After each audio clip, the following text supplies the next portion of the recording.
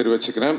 And Santhanam நான் சொன்ன மாதிரி அந்த ஒரு கேரக்டர், அந்த ஒரு குணம் அவர் வந்து மாறாமல் இருக்கிறது தான் வந்து இன்றைக்கி அவரை வந்து மேலும் மேலும் உயிரை வச்சுக்கிட்டே இருக்குது. ஸோ கண்டிப்பாக இந்த படம் டிடி நெக்ஸ்ட் லெவல், சந்தானத்துக்கு ஒரு நெக்ஸ்ட் லெவலாக இருக்கும்னு சொல்லி நான் இறைவனை வேண்டிக்கிறேன். அண்ட் எஸ்டிஆர் 49, ஸோ திருப்பி ஒரு ஒரு காம்பினேஷன் வேறு வருது. ஸோ என்னென்னா, எதுக்கு இந்த எஸ்டிஆர் 49ல் சந்தானம் அப்படின்றது வந்து நான் சொல்லணும்னு ஆசைப்பட்றேன். அதுக்கு மெயின் காரணம் என்னென்னா, இன்றைக்கி வந்து சினிமா வந்து காமெடி வந்து ரொம்ப கம்மியாக இருக்குது. ரொம்ப சீரியஸான படங்கள் எடுக்க ஆரம்பிச்சிட்டோம். இப்போது பெரிய படங்கள், இப்போது ஒரு ஹீரோ படம்லாம் நீங்கள் பார்த்தீங்கன்னா உங்களுக்கு வந்து ஒரு நல்ல ஆக்ஷனு, அட்ரினல் ரஷ்ஷோட படம் வேணும்னு எதிர்பார்க்குறீங்க.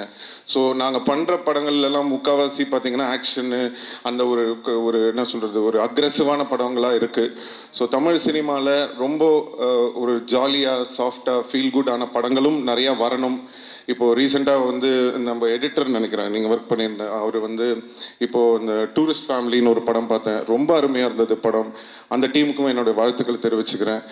எதுக்கு சொல்கிறேன்னா, சந்தோஷமாக ஹாப்பியான படங்களும் வந்து நிறையா வரணும். அது வந்து சந்தானம் மாதிரி ஒரு ஆளை வந்து நம்ம ரொம்ப நாளாக மிஸ் பண்ணுறோம். ஸோ அவர் வந்து படத்தில் ஹீரோவாக நடிக்கிறது மட்டும் இல்லாமல் இந்த மாதிரி ஆர்யாவோட இருக்கட்டும், இல்லை நானாக இருக்கட்டும், அவருக்கு பிடிச்ச டைரக்டர்ஸாக இருக்கட்டும், அந்த மாதிரி ஏதாவது முக்கியமான படங்கள் அவர் வந்து சூஸ் பண்ணி நிறைய படம் வந்து தமிழ் ரசிகர்களுக்காக சந்தானம் நடிக்கணும்னு நான் இந்த மேடையில் அவரை கேட்டுக்கிறேன். ஸோ அதுக்கு வந்து ஒரு ஆரம்பமாக இருக்கட்டும் அப்படின்றதுக்காக தான் வந்து எல்லோரும் என்கிட்ட சொன்னாங்க, சார் அவர் ஒத்துப்பாரா அப்படின்னு சொன்னேன். நான் சொன்னேன், நான் ஃபோன் பண்ணால் போதுங்க, அவர் என்ன படம் என்ன கதை எதுவுமே கேட்க மாட்டார், அவர் எனக்காக கண்டிப்பாக வருவாருன்னு தெரியும். அதே மாதிரி அவர் வந்து எனக்கு ஃபோன் பண்ணோன்னே எனக்கு தெரியும் ஆடியோ லான்ச் தானே வரணும் அப்படின்னு சொல்லிட்டேன்.